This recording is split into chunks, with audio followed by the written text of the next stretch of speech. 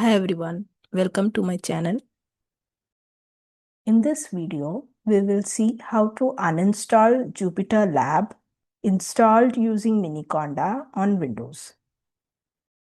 So to uninstall Miniconda, we first need to launch Miniconda, which is the Anaconda Prompt.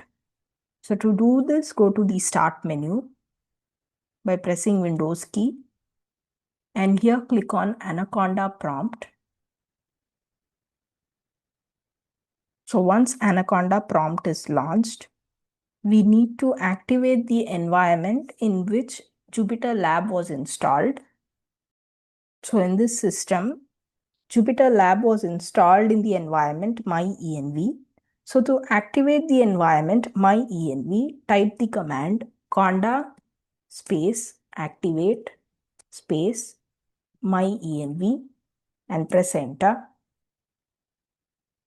So this activates the environment myenv.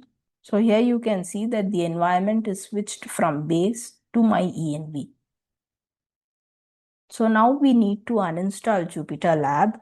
So to do this, type the command conda space remove space JupyterLab.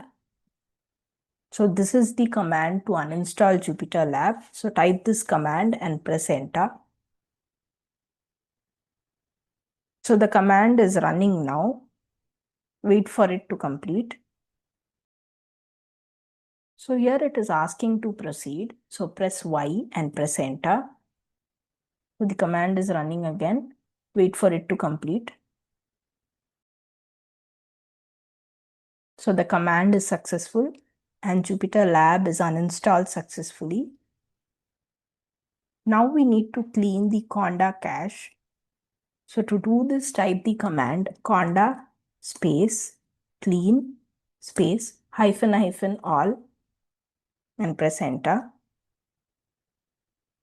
So if it asks to proceed, press Y and press enter. Press Y and press enter. So press Y and press enter again. So the Conda cache is cleared. So now we need to verify if the uninstallation was successful. To do this, type the command Jupyter space lab and press enter. So the Jupyter command is not recognized. So this confirms that JupyterLab is uninstalled successfully.